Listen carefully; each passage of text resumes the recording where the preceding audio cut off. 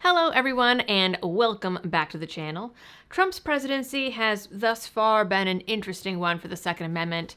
On the one hand, the gun violence prevention blah blah blah office has been nuked, as has the zero tolerance policy. We had the announcement of the Second Amendment task force, but then we also had the Vanderstock ruling, and it seems that the DOJ is going to leave that in place. We know the DOJ took off the SBR charge from the Taranto case and has directed the ATF to revisit the pistol brace rule, but the DOJ has also been defending that rule. The DOJ moved to take over reinstating Second Amendment rights to nonviolent felons from the ATF, allowing this process to go forward for the first time since the 90s.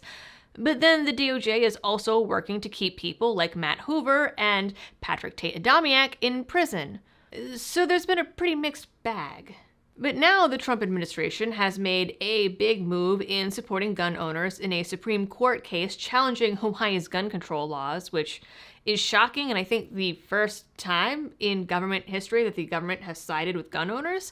And now Trump has put out a new budget proposal that includes a pretty sizable cut to the ATF.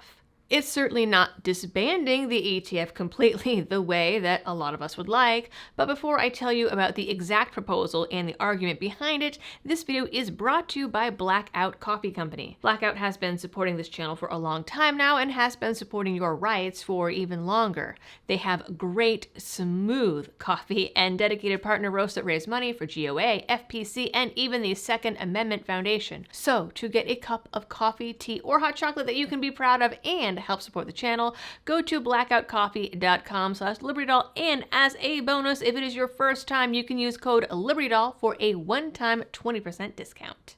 Trump's proposal is specifically for a $468 million cut from the ATF. They would still be getting a ridiculous $1.2 billion, so while it's good news, it also kind of feels like a drop in the bucket. I guess, half empty, half full, depends on the way you look at it. The proposal states, the budget bolsters the Second Amendment by cutting funding for ATF offices that have criminalized law-abiding gun ownership through regulatory fiat. Love that line. The previous administration used the ATF to attack gun-owning Americans and undermine the Second Amendment by requiring near-universal background checks, subjecting otherwise lawful gun owners to up to 10 years in prison for failing to register pistol braces that make it possible for disabled veterans to use firearms, the imposition of excessive restrictions on homemade firearms, and the revocation of federal firearms licenses, which shut down small businesses across the nation. Okay, you know what? Those are all great arguments.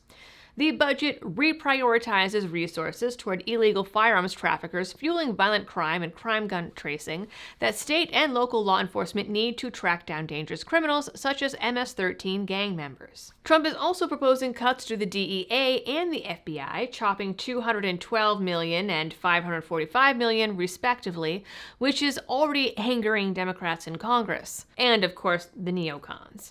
Some spoke anonymously to Reuters in an article that claims that Trump's budget cuts would hinder his own agenda to crack down on crime.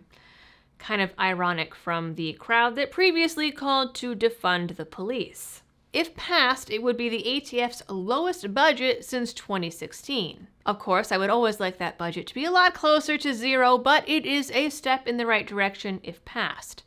This makes it seem like maybe the idea of the DEA and ATF merger isn't happening, but only time will tell. The guy who has been overseeing the DEA, Derek Maltz, who's been keeping the seat warm until Trump's pick of Terry Cole could get confirmed, stepped down on Friday with an announcement on X. Says Reuters, if enacted, the cuts would force the agency to slash hundreds or more jobs, two of the sources said, in addition to the nearly 600 people who have already accepted the government's deferred resignation option. Again, not enough of them. The agency employs about 5,300, about half of whom are special agents that I would like to add, remember, we learned only get 2 weeks of training. According to public records, it has been unable to fill about 150 slots for special agents due to budget cuts in 2024, forcing it to cancel its incoming agent classes, two of the sources said.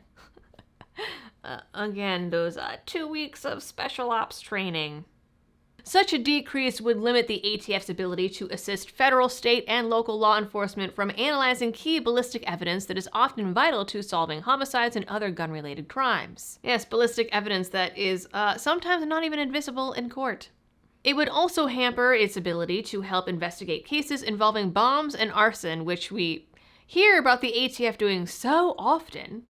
A niche area of expertise that many local law enforcement agencies lack, and it would impede it from conducting DNA analysis on shell casings to help solve crimes. Too bad, so sad. As for the DEA cuts, these sources are threatening that the DEA will stop using body cams if they get their funding cut.